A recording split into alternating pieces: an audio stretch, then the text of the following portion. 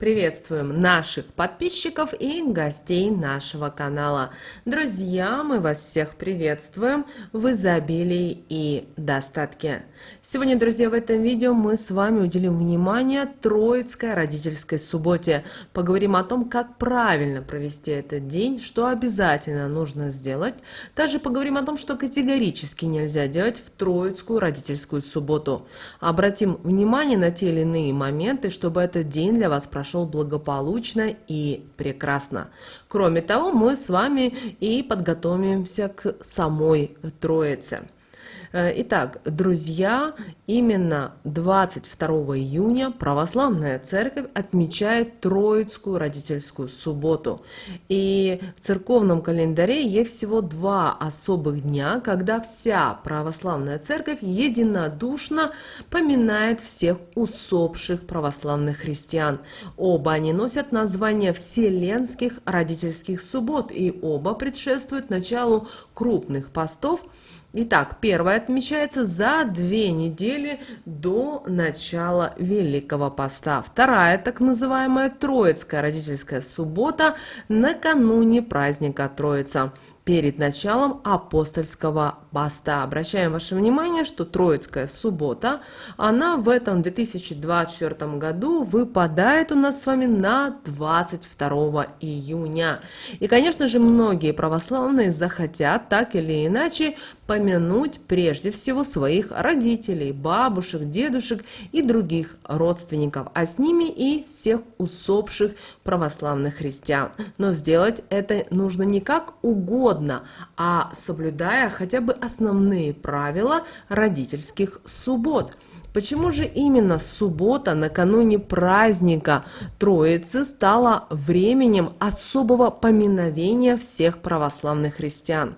Вы знаете, согласно церковной традиции, 50-й день после воскрешения Иисуса Христа на его учеников сошел Святой Дух, завершив тем самым строительство церквей, призванной к спасению человеку. Но поскольку спасение обещано было Иисусом, не только живым, но и умершим, то накануне праздника Троицы стали молиться за тех, кто уже не может сделать это сам, за всех, оставивших этот мир. И, конечно же, православная церковь возводит традицию всеобщего поминовения усопших апостольским временем, и обычные люди в Троицкую субботу поминают прежде всего родителей, родственников, от чего он, собственно, и носит название родительская суббота, то есть связано с родом, но по сути вспоминать в молитвах и просить о прощении грехов в этот день положено для всех усопших православных христиан. Некоторые священники особо советуют помолиться о защитников, которые отдали свою жизнь за свободу своей отчизны и независимость. Другие просят не забывать обо всех погибших в годы репрессий. Вообще в словах канонов, которые звучат на Троицкую субботу, звучат слова обо всех умерших с верой, в том числе и тех, чьи места успокоения остались никому неведомыми. Поэтому именно в Троицкую родительскую субботу важнее прийти не на кладбище, а все-таки в храм или, как вариант, помолиться дома. Это гораздо важнее для нас и наших усопших родственников. И, конечно же, гораздо важнее для тех, кто так и не обрел место своего последнего или покоится вдалеке от нас. Традиция праздновать на могилах родственников восходит к языческим временам, так называемым поминальным признакам, но родительская суббота – это праздник совсем не языческий, а поэтому отмечается он прежде всего в храме, а на кладбище идти положено не вместо молитвы, а после нее, и не с едой, питьем, с вениками, тряпками нужно прийти. Для чего? Чтобы провести родные могилы в порядок, чтобы еще и таким образом, а не только молитвами помянуть своих усопших. любопытном народном осознании, и это действие получило неожиданную связь с дохристианскими традициями. В любом случае, для каждого из нас уход за родительскими могилами такая же важная возможность проявить свою любовь к ушедшим от нас, как и искренняя молитва об упокоении и прощении грехов. А просить об этом прощении на Троицкую субботу самое время. Но не человека, который бы прожил на этом свете и не согрешил. Поэтому смерть застает нас должниками перед Богом. А между тем человек может творить добрые дела и в земной жизни. И уже ничего не сделать, но можно, чтобы улучшить свое положение, его ожидает или помилование, или осуждение. Поэтому все-таки, исполняя заповедь Христову о любви к ближним, мы молимся о прощении грехов в вере скончавшихся. Вы знаете, службы, связанные с Троицкой субботой, начинаются вечером в пятницу с Великой Панихиды. В субботу утром служат уже заупокойную божественную литургию, где происходит главное поминовение усопших православных, а после нее общую панихиду. Пятничная панихида Троицкой родительской субботы называется по-гречески «порастасис». Это слово имеет два значения. Первое – это стояние, и второе – ходатайство. Верующие во время этой панихиды как бы стоят возле своих усопших и ходатайствуют за них, и не случайно пришедшим в Троицкую родительскую субботу в храм эта служба, по их собственным признаниям, приносит удивительные ощущения, что Бог с ними, и человек возносит молитвы во время парастасиса.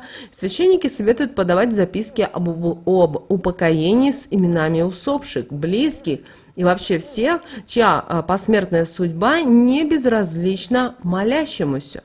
Но стоит помнить, что имена некрещенных, к сожалению, включать нельзя. За таких людей можно помолиться дома самому. Еще одна традиция Троицкой родительской субботы – это приношение в храм на канон или на канун постных продуктов на общий стол, за которым после службы прихожане будут поминать усопших. И такая поминальная трапеза не противоречит церковным нормам, в отличие от кладбищенского застолья, которое как бы считается языческим по своей сути. Но, если все-таки довелось вам приехать к родным могилам, чтобы упомянуть ушедших родных, стоит, по крайней мере, соблюдать несколько несложных правил, чтобы сохранить православную суть обряда. Прежде всего, не надо креститься на фотографиях или монументах, или памятника, если только на них не изображены православные кресты.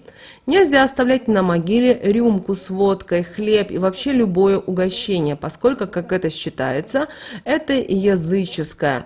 Больше нас интересуют сами христианские обычаи. Также не стоит употреблять возле могилы алкоголь. И вообще про поминальную трапезу по своим умершим родным и близким лучше организовывать дома после посещения кладбища. Сделать такое, знаете, своеобразный поминальный обед, куда вы пригласите тех людей, которых вы знали хорошо, или знали усопшего, или усопших. И заодно вы можете мило и хорошо пообщаться. Что же стоит сделать на Троицкую субботу? Так это побеспокоиться о тех, кто еще не переступил порог между жизнью и смертью и нуждается в помощи. Многие верующие считают своей обязанностью в этот день непременно на пожертвование. Это может быть простая милостыня. Также вы можете этот день кому-то в чем-то помочь. Кроме того, обращая ваше внимание, в этот день, как правило, происходят такие интересные чудеса. Если у вас в ближайшие 2-3 года вы потеряли самых любимых людей в жизни, то знаете, именно в этот день, как правило, они себе сообщают, они напоминают о себе и даже просят, чтобы вы их в чем-то угостили. Конечно, как правило, это незнакомые вам люди, но именно они, как правило, даже говорят словами тех людей, которых уже нет. Поэтому обратите на это внимание, на эти знаки, и обязательно на таких людей угостите, особенно тем, что они просят. Бывает так, что они могут попросить, например, вас купить им, например, кусочек, булочку, например, там, или кто-то может попросить, например, купить какой-то бутерброд с ветчинкой, кто кто-то может попросить сыра, и об этом вы будете смотреть на эту бабушку милую или на этого ребенка и думать: боже, да неужели он знает такие вот интересные слова. Так вот, таким образом подводят они вас наводят, показывают, кого уже нет в материальном мире. Хотя, вот знаете, вот побыть таким образом с вами наедине, ну, конечно же, одно из самых важных на Троицкую субботу важно — это искренняя молитва обо всех усопших православных христианах. Ведь своих любимых мы, как обычно, помним, потому что это свойство памяти. Но молитвенная память — это то, что все-таки преодолевает грань между жизнью и смертью. Человек в молитве восходит туда, где есть только жизнь. Поэтому в один день старайтесь молиться в храме, дома, за тех, кто ушел. И обращаем ваше внимание, что мы с вами оставим в описании к этому видео молитвы, которые вы в этот день можете читать. Просто возьмите, сделайте скрин с экрана, можете переписать эти молитвы. Главное, чтобы вы чувствовали, что вот они идут от вашего сердца.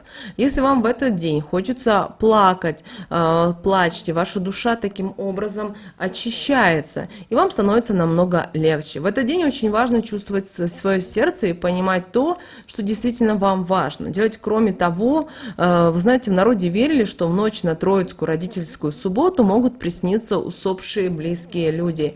И эти люди, как считали, важно внимательно относиться к таким снам и слушать, что же умершие будут говорить. Если сон спокойный, то приснившийся усопший ничего не просит и никуда не зовет.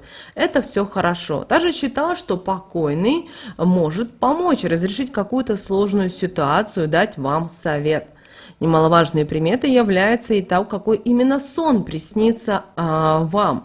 Верили, что если яркие, интересные, то есть приятные сны видели, это хорошо. А если какие-то тусклые, тревожные, прерывистые, то это как бы к вам такой вот звоночек.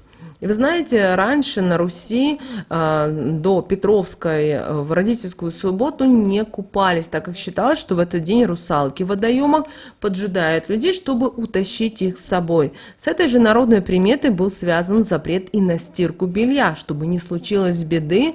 Поэтому на саму Троицкую субботу молодые люди ходили вдоль водоемов и разгоняли русалок громкими криками. Что же нельзя делать в этот день? Конечно же, в этот день не стоит предаваться унынию, грустить, горевать, плакать, сильно напиваться. Не стоит в этот день устраивать какие-то пышные застолья, проводить свадьбы, шумные гуляния. Также не стоит в этот день сквернословить, проявлять агрессию, ссориться и врать, а также обижаться и злиться. В этот день не старайтесь заниматься тяжелым физическим трудом и бездельничать. Также в этот день не принято говорить об умерших плохо, в том числе и даже о ваших врагах. Также на Руси считали, что нельзя ходить в лес и на водоемы, не стирали в реке и даже ни в коем случае не мочили ноги в воде. Также не стоит сегодня, именно в родительскую субботу, Троицкую субботу, заниматься огородными делами и тяжелым физическим трудом. Также обращаем ваше внимание, что не стоит сегодня ругаться, ссориться, выяснять отношения. Вы знаете, главное в этот день, что нужно сделать, это молиться об усопших и всех, кого вы знаете, кого нет уже в этом материальном мире. И это родительский день, именно в этот день это важно, поэтому обязательно придите в храм на Вселенскую панихиду, и по традиции верующие в этот день приходят, заранее подают в церкви заупокойные записки, и у них обязательно нужно указать имена усопших родственников, полное имя в родительном падеже. Обращаем ваше внимание, можно даже заказать 40 уст на 40 дней, полгода и год. Тогда именно родственника будут упоминать в ежедневных церковных богослужениях. Также на Троицкую родительскую субботу принято ставить свечки и молиться за упокой усопших родных. Также постарайтесь подать милостыню в этот день. Также сходите на кладбище, чтобы упомянуть своих близких. Также в этот день вы можете пригласить священника на могилы ваших родственников, чтобы тот отслужил панихиду. Конечно же, на кладбище стоит привести в порядок могилу, помолиться. Вы можете зажечь свечу, вспомнить об ушедших и помолиться. Одежда ни в коем случае не должна быть яркой. Смех, ссоры, громкие разговоры и чрезмерные эмоции здесь, конечно же, неуместны. Также в этот день вы можете украсить могилы зеленью. Этот обряд связан с древним народным поверьем, будто бы на Троицу души умерших временно возвращаются к своим телам, а украшенное место упокоения им в этом поможет. В народном представлении это должно понравиться умершим. Также еще 200 лет назад Троицкую родительскую субботу именно называли зеленой. Сейчас, к сожалению, об этом забыли, но вы можете устроить поминальный обед, ужин, но помните, что пышного застолья не должно быть. Что же обязательно стоит приготовить в этот день?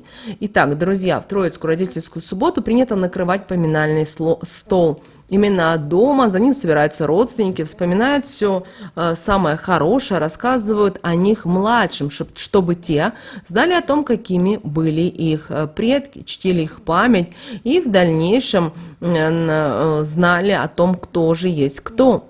Поминальный стол принято ставить кутью. Это не соленое блюдо из вареной крупы. Как правило, это может быть пшеница, рис, в который добавляют мед. Допустимо добавлять цукаты и изюм. Именно с этого блюда и начинается вся поминальная трапеза. Тоже можно приготовить блины, но для такого застолья они должны быть обычными, без какой-либо начинки.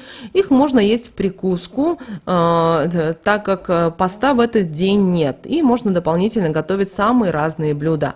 Главное, чтобы стол был без излишеств, ведь цель такой трапезы не переесть, а уважить покойных памятью и хорошими словами. Нередко хозяйки пекут булочки, пирожки с начинкой, а в качестве первого можно приготовить зеленые щи или, как правило, щавелевый суп. Особенно поощряется блюдо со свежей зеленью, а также приготовленные с первым урожаем укропы, редиска. Вот такая, друзья, у нас с вами будет Троицкая родительская суббота. Теперь вы знаете, как правильно провести этот день, почему обязательно нужно сходить в церковь, в храм и постарайтесь в этот день помянуть тех, кого уже с нами в этом материальном мире нет. Друзья, мы надеемся, что наши советы и наши рекомендации вам помогают в жизни. Прямо сейчас ставьте лайк этому видео. Обязательно поделитесь этим видео с теми, кому вы знаете, что это видео и эта информация будет полезна и важна. Ну а прямо сейчас на экране, друзья, вы видите два всплывающих окна. Это следующие рекомендованные видео для вас. Нажимайте на то видео, которое вам на интуитивном уровне понравилось больше. И смотрите. Всех вам благ, друзья. Услышимся в следующем видео.